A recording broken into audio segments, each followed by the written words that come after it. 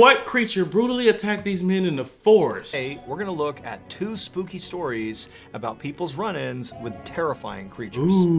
But before we get into those stories, I am on tour right now, so be sure you follow me on Instagram. My Instagram handle is just Mr. Ballin, where you'll see all the behind-the-scenes magic. Mr. Ballin. Mr. Ballin. Trying to go catch him on tour, twin? Heck yeah.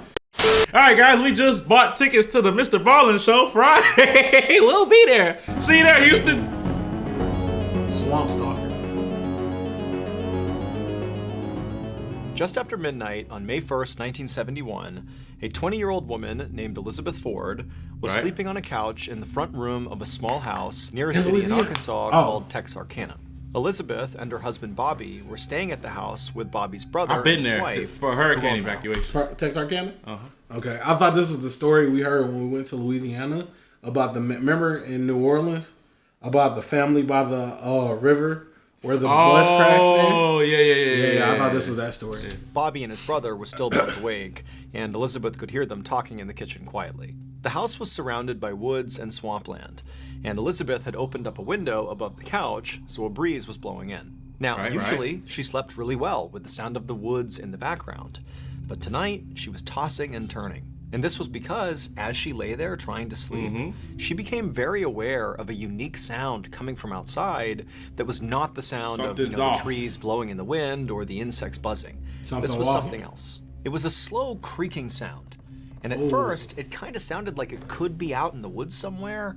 But eventually, Elizabeth realized this creaking sound was sort of moving back and forth, right outside on the porch below the open window. Suddenly, Elizabeth's eyes flew open and she looked at the window because this creaking sound had just intensified and then came to a stop on the immediate other side of this window, like there was something heavy right outside. Elizabeth sat up to face the window, but she didn't see anything outside through the screen. And so right away, she felt totally relieved. She didn't know what that sound was, but clearly there was nothing there. However, just to be certain, she decided she would go a little bit closer to the screen and actually look right up close to make sure there was nothing down below. My stomach, bro. I have a real fear of something being outside a window. Yeah. And lights are on and you can't see outside. You can't see outside, but it can see clearly. I cannot. That's why I'm scared of places that have the window concept everywhere, but nothing to cover the window. Yes. I like the windows, but nothing to cover them is insane. Like, at least have the things that come down and you can put them all the way. You know what I'm saying? Yeah, I can't. Below on the porch. And so Elizabeth leaned forward and pressed her face to the screen and began to look. And as she did, this dark figure down below suddenly rose up and completely blocked out the window. And Elizabeth's looking at it, having no idea what it is. And before she could do anything, this huge thing slashed at the screen, and this big reddish furry brown paw with razor-sharp claws cut through the screen and nearly cut Elizabeth's face. Elizabeth screamed and practically fell over, and this dark creature outside turned, bolted, and disappeared. And then a moment later, Elizabeth's husband, Bobby, and his brother came running into the room, asking what was going on. Elizabeth was so shocked at what she had just experienced that all she could say to her husband was, "It's a bear! It's a bear!" Bobby helped Elizabeth off the couch, and then told her and his brother's wife to stay in the house and away from the windows. And then Bobby and his brother got shotguns and flashlights and went outside. Outside, hey, hold on. You ain't going to tear my screen door. Attack my wife, my sister. What's up? Question. Could a shotgun hurt a bear? Yeah. Okay. Probably not the buckshot, but I mean, it's going to scare it for sure. But I'm pretty sure I would be completely shocked if a shotgun does nothing to a bear. I would be. Because you got me there. Because I know AR-15s, you got to hit them a few times. Don't you? Yeah, you got to. You know what I'm saying? Yeah. You know what I'm saying? I mean, they probably resilient enough to keep attacking you. Yeah. Unless you boom, boom, boom, boom, boom, boom. You know what I'm saying? But it's gonna do something. A gun is gonna do something. It's gonna do something to the bear. Probably not immediately. Yeah. But Bobby and his brother began scanning all around. You just gotta hope it gets scared. Where Elizabeth had apparently seen this bear to see where it was. They held their flashlights out and they scanned the tree lines. They looked all over the place, all around the front of the property, but there was no sign of this animal. And so the brothers looked at each other and nodded, and then they left the porch and went different directions, kind of looping around the back of the house. They were going to scan the entire property and meet up at the back. And when they met up at the back, they still hadn't found this bear, and so they walked away from the house towards the tree line and did another big sweep together of the entire perimeter. Again, looking for any sign of this animal. Moving real But there was nothing. And so after a while of circling the property, the brothers decided that, this bear must have just run off. And so Bobby and his brother returned to the porch to figure out their next move. Both Bobby and his brother were hunters, and they knew that usually the best thing to do with the bears that roamed this area was to leave them alone. I mean, these bears could grow to be 500 pounds, and if they were provoked, they could run at 35 miles an hour. Damn. That's why you better hope they feel that and go, oh, never mind. Because if 9 times out of 10, your shot ain't good enough to stop that bear running at you 35 miles an hour. Do you know? Is there anything that can stop? What? Like, it's gonna hurt it eventually. Bro, okay. But question: are elephant guns legal? I don't know, boy. Because I tell you what. You better hope it's. Hey, boy, look, I'll pick up that. Matter of fact, how big is an elephant gun? I don't know. Boy, hey, hold up, boy. They can't be legal. Can't be legal. Boy. Yeah, if you don't get it, if you don't scare it or off it immediately, running at you at 35 miles an hour. Imagine a car coming at you 35 miles an hour. You shoot it and it does. If I got an elephant gun, dude. Bro, speaking of bear mace, because somebody in chat says bear mace. Did I ever tell you this story about I saw a girl The girl on live? Yeah, you told us. It was jails. It was fall. Oh, man. And so generally, you just stayed away from these things, and they'd leave you alone too. However, as the brothers were sitting there talking through what had happened that night, they both said, it definitely seemed like this bear was different. I mean, apparently it was aggressive enough to come right up to the house unprovoked and reach in and swipe at Elizabeth, which obviously was not normal bear behavior. And so to Bobby and his brother, this meant that they really couldn't just leave this bear alone. Yeah. They had to go out there and find it and kill it to get protect it out of themselves. Here. And so Bobby lit a cigarette to calm his nerves, and then the two brothers came up with a plan for how they were going to go find this bear. Bobby's brother would man the front of the house, and Bobby would man the back of the house. And they would stay in their respective positions monitoring the property until either they saw the bear and dealt with it, or until the sun came up, at which point they could go get help. And so after agreeing to this plan, Bobby took one final drag on his cigarette, chucked it to the ground, and then with a shotgun in one hand... Bobby died. Bobby got up out of there? Bobby died. Damn, you think Bobby is... Man, okay, let's find out if Bobby got put up his flashlight in the other. He stepped off the porch and walked around to the back of the house and stared off into the darkness. Bobby had only been in the back of the house for a couple of minutes manning his post when he began to smell this horrible smell. Now, at first he thought it was just some sort of wet, musky smell that came over from the swampland nearby. But as he continued to smell it, it got heavier and more pungent. It smelled like a wet, decaying animal. Oh yeah, Bobby it's coming for Bobby. Aimed his flashlight up at the tree line and began looking back and forth, trying to figure out where this horrible smell was coming from. And as he was doing this, he suddenly heard the sound of tree branches snapping off to his left. And so he whipped his flashlight over and shined it, and he saw this big, dark figure charging across the property away from him into the forest. Bobby instinctively raised his shotgun and fired, and then after shooting, a loud yelp echoed in the air, and then Bobby just took off running into the direction he had just fired. And as he's running across the yard, he's screaming for his brother, who had already heard the shotgun blast, so he was coming around the house, and the two men linked up. Teamwork. And as they're running in the direction of this bear, Bobby's telling his brother, I think I got it, I shot the bear. But they get over to where Bobby had last seen it and where he heard this yelp come from, and there was nothing. There was no bear. Still, the brothers did feel a little relieved. Which is, they figured even if they couldn't find this thing, clearly Bobby had hit it. He had heard the sound of it yelping out, and so maybe by at least wounding it, it would stay away and leave them alone. But just then, the men heard the sound of their wives screaming from inside the house. The men immediately ran back to the house, and as they got closer, Bobby, again, began to smell that horrible smell. And right as Bobby's foot hit that first porch step, his brother from behind him screamed out, "Stop!" But it was too late. The bear was on the porch. That's why the women were screaming. They had seen it, and Bobby's brother had seen it, but Bobby hadn't. And now he was too close to it to get away. And before Bobby could raise his gun to protect himself, this thing attacked. And Bobby felt this horrible burning, tearing sensation in his arm. Bobby. He fell to the ground, twisting wildly back and forth, trying to protect himself. He was pinned underneath this enormous bear, level with its Bobby's brother. Why are you not? He might hit his brother. His brother is pinned. Oh, well, underneath, yeah. His brother is pinned. Yeah. Boom! Boom! Yeah, I'm done. Right. Boom! Nigga, I'm going. Come on, nigga. I'm gonna put that bitch in that nigga. Boom! No, what an asshole! Yeah, come on. Boom! What are you talking about? You're a hunter. This is not regular nigga. This is a hunter. I was stabbing that nigga in the ass, drop the clip, put another one. Bobby, protect your face. Throw your gun. Where your gun?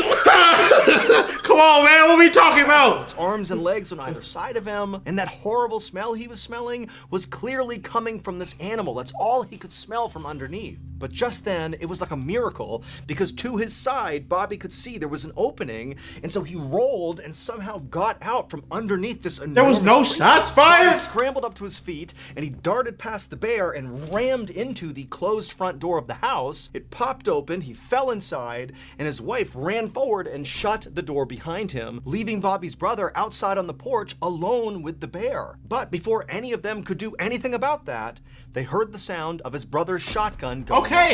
Then there was a long moment of silence. Inside the house, everybody was frozen. A few seconds later, the door slowly opened and Bobby's brother walked inside. I'm about to say. Everyone was too shocked to say anything, so for a second they all just stared at each other, and then finally Bobby asked him, "Is the bear dead?" And Bobby's brother, with a trembling voice, "Bro, did Bobby lose an arm?" It's not a bear. No. And that wasn't a bear. As soon as dawn wasn't a bear. It's not dark outside anymore, Bobby's wife drove him to the hospital, where they would treat him for shock and for the wound to his shoulder.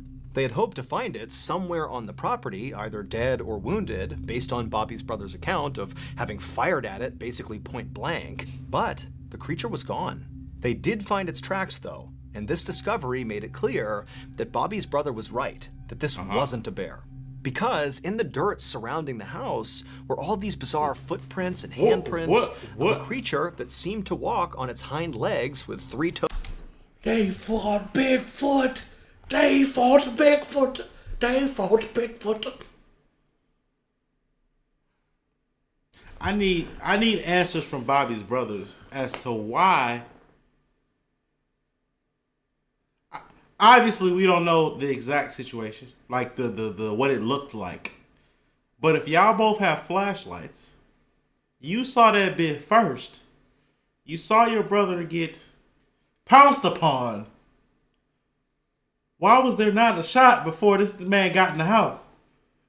Bro. I need to know what he saw that led him to be like, and not, all right. That's what I'm saying. That's why I don't think it's a bear, bro. Cause that, like, niggas know bears. You feel me? Yeah. I think for a hunter to be like, like, was he at least sitting there like, let me get a good shot. Let me get a good shot. I don't have a good, or was he just like, that's not, I think it was like, what is this? While Bobby is getting manhandled? Hell yeah! Like, imagine you, shoot it! Bro, cause I ain't gonna hold you, right? Me and you in the woods, right? Some got you pinned down. Shoot! Look. I ain't gonna hold you. This is exactly what's gonna happen. We see it. I turn to shoot. You like, it's a bear. I'm like, Michael, that ain't a bear. You gonna stop looking at it. I'm gonna look at it. It's gonna look at us. We gonna be that bitch right there. No. What I'm gonna say is, Michael, stop. I don't give a damn. Shoot it, nigga. Wait. I might hit you. Shoot it. It's either I die with him or you shoot me. Shoot it, please.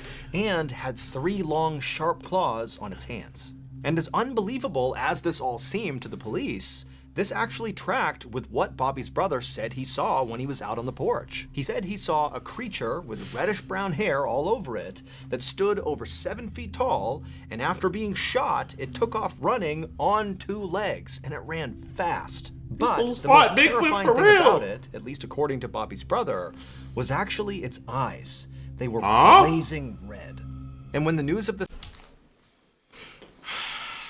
Where he say they lived? Texarkana. Texarkana, yeah, Texarkana. First of all. That's too close for comfort. First of all, look how big that is. That 7 foot. That is Shaquille O'Neal with grizzly fur and cryptid eyes. Boy, my stomach. Imagine a rabbit Shaquille O'Neal that can run. I wouldn't be normal, brother. I wouldn't be normal. Go look up Shaq in the 90s for the Orlando Magic. Bro. Now imagine that with claws, fur. Not only will he break your backboard, bro. No, the thing's intelligent, bro. Yeah. Cause remember, it wasn't standing when she saw it. It stood up. Yeah. This attack spread to the nearest town, which was called Fouke. The people there knew exactly what this creature was. For 200 years, people in that part of Arkansas had been talking about this huge creature that was sort of like a Sasquatch that roamed the forest and the swamps. Oh, no. They said it was fast and elusive, and it ate livestock and pets. They called it the Fouke Monster, or sometimes the Boggy Creek Monster. But Bobby Ford and his family's encounter with this creature was unlike any other story that had been told about the... 1 second. Let me grab thumbnail. Type beat to grabbing that. Screenshot that. The Fouke Monster, or sometimes the Boggy Creek Monster. But Bobby Ford and his family's encounter with this creature was unlike any other story that had been told about the Fouke Monster. While some people claimed in the past that this creature had attacked people, nobody had ever heard of it actually coming up to somebody's house, trying to break in and terrorize a family. Bobby's ordeal would inspire the 1972 horror movie, The Legend of Boggy Creek. Over the years, police officers and some scientists have suggested that maybe what Bobby and his brother encountered that night was actually a feral pig. However, authorities have never actually...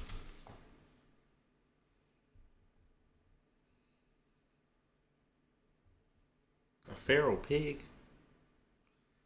Pigs ain't that, they big. But in terms of like... Come on, twin. What are we talking about? A hunter would know if he... Go ahead. A hunter would know if he saw a pig. Actually been able to pinpoint what this thing was. Nobody knows. And to this day, hikers and hunters near the swamps of southwest Arkansas and also across the border into East Texas still report run-ins with the legendary Fouke Monster. Nigga, imagine. Hold on, full screen. Imagine. Full screen. Imagine that's you. You know, searching what you searching, twin. The Boggy Creek Monster. Search it up, twin. You searching a movie? Oh no, I'm looking for.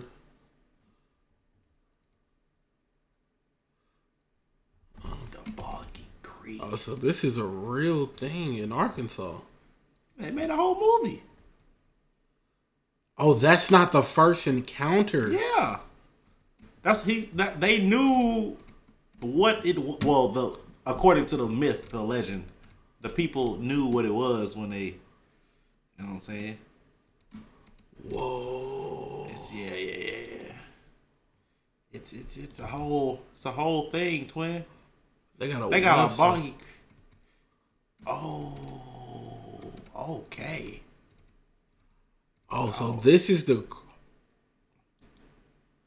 They got. Oh no! Oh no! Let's get back to it, bro. Oh no! Oh no, twin. This is their house. This is their house.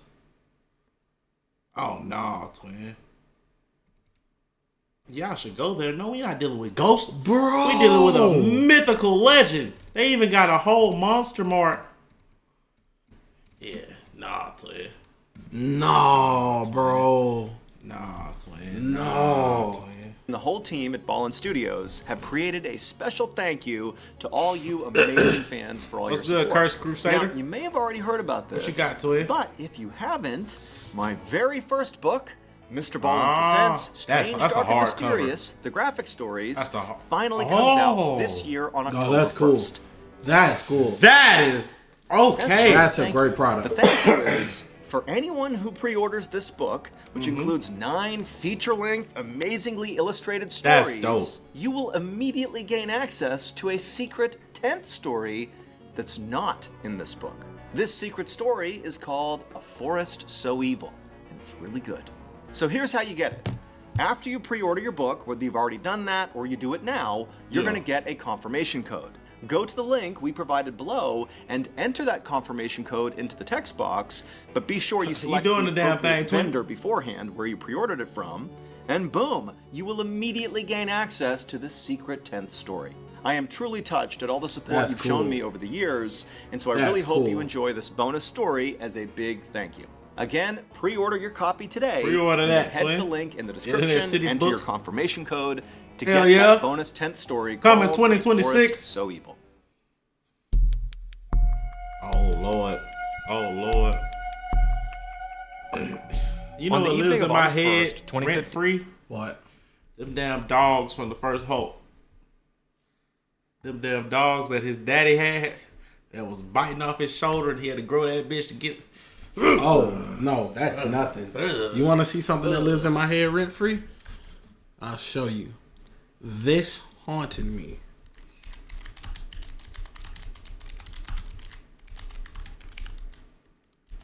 Them damn what the heck is this? It's from a movie called The Never Ending Story. What the heck is that?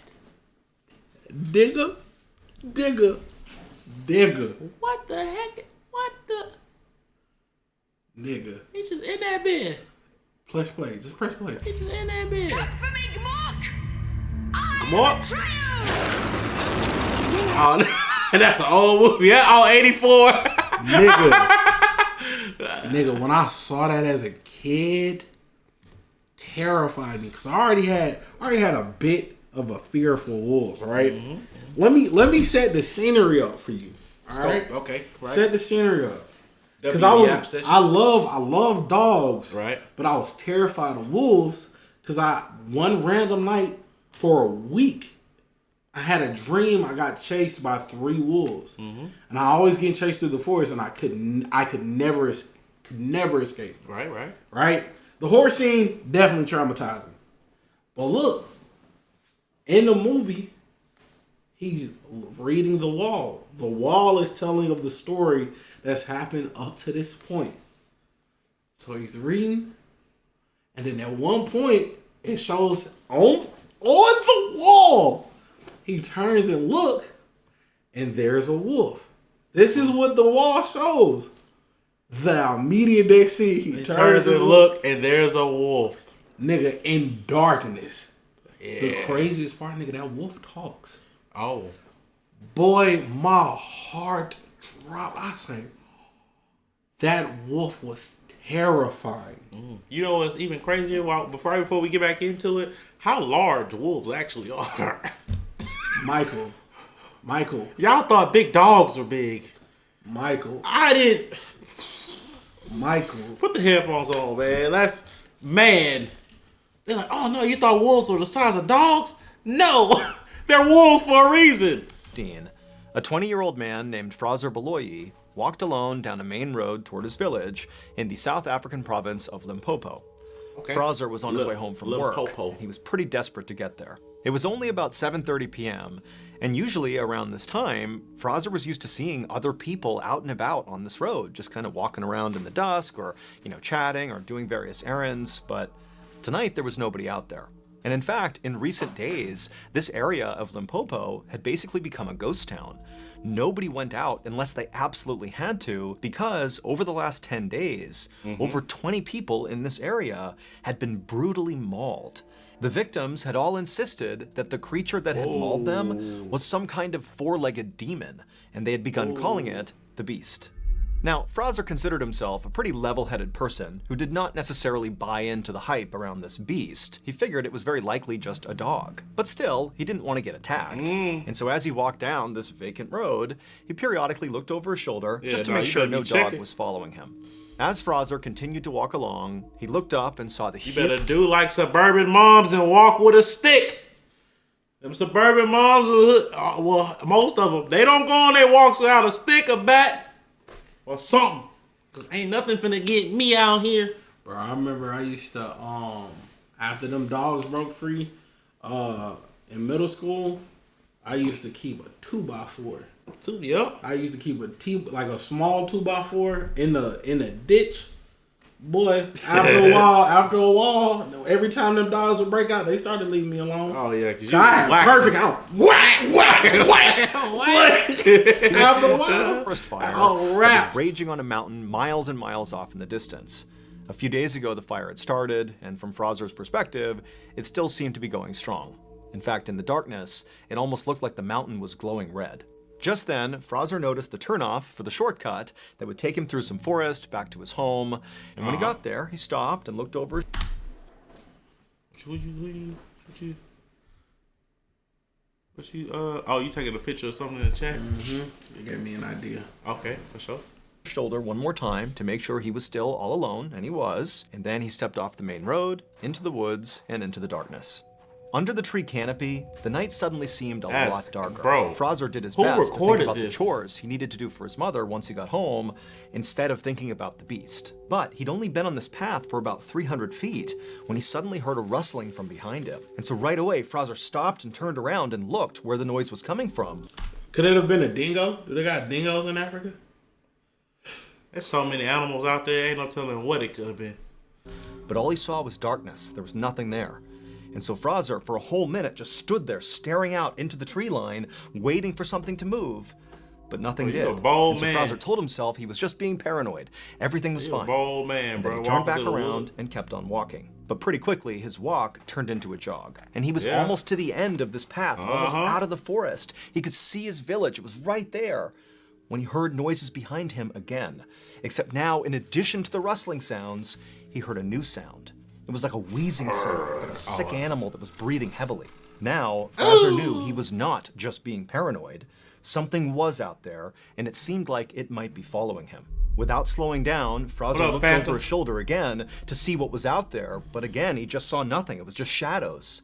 However, when he turned back around and kept on going towards his village, he heard this loud crashing sound behind him, like a massive animal had leapt out of the brush and landed on the path behind him. Right. And so Fraser was immediately so scared he couldn't even turn around. He just started sprinting toward the village, and all he could hear behind him were these loud, pounding footsteps as whatever this was gaining on him. And so Fraser was so instantly terrified that instinctively he just started sprinting off without even looking behind him. And so as he's running, this thing's gaining on him, and again he can hear this awful wheezing sound coming from whatever this is, as if there was something wrong with its lungs. what it is. And in Fraser's panic, as he's sprinting through the forest, Fraser's telling himself, it's just gotta be a rabid dog. That's why it's making those sounds. But he knew that didn't track. This thing is huge. This can't just be a rabid dog. And so Fraser just kept on running, and finally, he got out of the trees, back into his village, and at the exact same moment, the pounding footsteps behind him came to a stop. But again, Fraser, he didn't turn around. He's too scared. He just ran for his door. His house was right there in front of him, and he gets to his door. He's about to open it up, and right as he does, he feels this searing pain in his neck. This creature, whatever it was, had leapt and grabbed onto him and bit down on the back of his neck. This is like a movie. The intensity in his storytelling plus what's actually happening. You reach the door. That's crazy. That is insane. And so Fraser crumpled to the ground and threw his arms up over his head to protect himself. And with one eye, he can see it's this massive black creature on top of him, chewing on the lower half of his face. And so Fraser, he couldn't even feel any pain. He just began screaming for help, and he tried to push it off of him, but he couldn't. And then a second later, a flash of metal came across his eye as his mother and other villagers who had seen this happening and heard him screaming came out and began smashing whatever this was with shovels. Hold on, you called right when it got good. Hold on, twin. And so a second later, Fraser's pulled away and dragged towards his house. Give us 3 minutes. We got 5 minutes left. Give him about 10 minutes. And this huge black creature, it marched over to the edge of the tree line and just stopped, turned, and looked back at Fraser and his mother and the neighbors. And Fraser, as he's sitting there in total shock, he can tell that whatever this thing is, this enormous dog-like creature, this had to be the beast. That's what just attacked him. And in this moment, Fraser realized, this creature may have the shape of a dog, but it was not a dog. South Africa has its share of wild dogs, jackals, and hyenas. And typically, they're multicolored and fairly small. And this thing was jet black, pitch black, and gigantic. And when this thing This is in Limpopo, South Africa. first started chasing Fraser, he'd had that panicked thought that maybe it was a rabid dog. But rabid animals are typically lethargic and confused. And this thing that was 15 feet away from them was absolutely alert and calm. The only thing sick about it was that horrible wheezing sound it would make as it breathed. And as Fraser and his mother and the neighbors just stood there staring at this thing, this creature just continued to stare back at them with piercing eyes. And its eyes were not normal. These and they hit it already, right? Yeah. They done beat this shit out of his. He just... the fact that it turned back and turned around to look at them is insane. That's, like... because it's... Whack, whack, whack. And he... Not only did they hit it, like they hit it, it stopped attacking, and it stopped to look back at you. Nah, bro, it's sizing you up. Like animal eyes or dog eyes. They were too small and set at the wrong angle. And there was real sentience behind them. They were human eyes. Just then, Fraser's mother grabbed Fraser and yanked him, kind of jerking him back to reality, and he scrambled to his feet, and he and his mother and the two neighbors, they took off running back into their respective homes. All the while, this creature just sat there on the edge of the forest, staring still in the direction of Fraser and his home. Once inside Fraser's house, his mother immediately dialed the emergency number to tell the police about what had just happened, but the police told her they were not going to send people out there to deal with some dog. And so Fraser's mother decided she would just treat her son's wounds on her own until this dog-like creature had left, and then once it had, she would get him a ride to the hospital. However, as Fraser and his mother stared out the window at this creature, it didn't leave. It just sat there staring back at Fraser and his mother with these hideous human eyes for hours and hours. Hours! You chased me down, bit my neck, got beat off of me, walked away, turned around and stared at my house for hours? Twin, your dominance has been asserted. I don't want this smoke. Bro. I don't want it.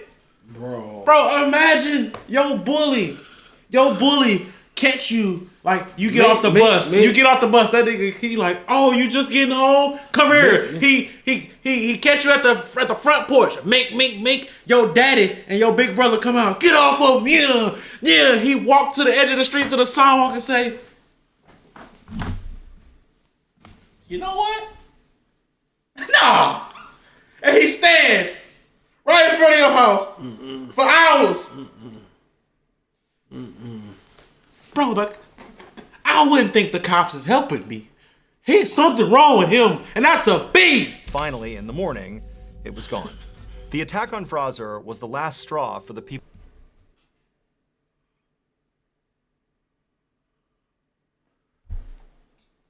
That's a real photo. Real photo. You looking up?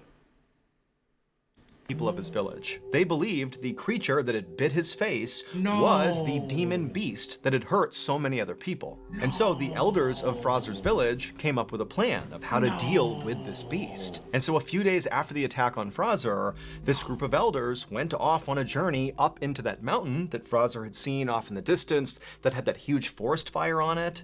And they were there for 2 whole days before returning to the village and telling everyone that they had successfully performed a ritual that had appeased their ancestors, and so hopefully now the attacks would stop.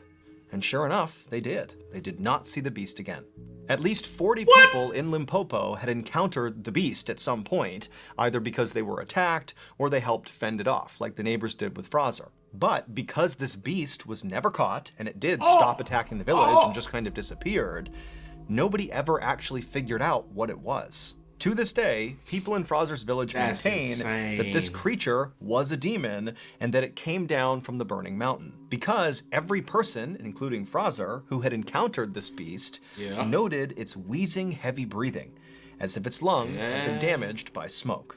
In all, at least 40 people in Limpopo encountered this beast, either because they were attacked or they helped fend it off. But you know what's crazy? If your face is damaged like that, how you gonna tell me what I saw? Facts. How you gonna sit? If what I'm telling you in person, I'm telling you, how you gonna tell me what did this to me? But the fact that several people saw it. 40 plus. He got face. Kid got bit. Woman hand. But because it was never caught, there is no definitive proof of what it actually was. Wow. As many of you Wow. They gotta set the mountain back on fire. Yeah. Huh? Bring that nigga back out. Why? Cause they gonna kill him this time. Oh, we gonna get him?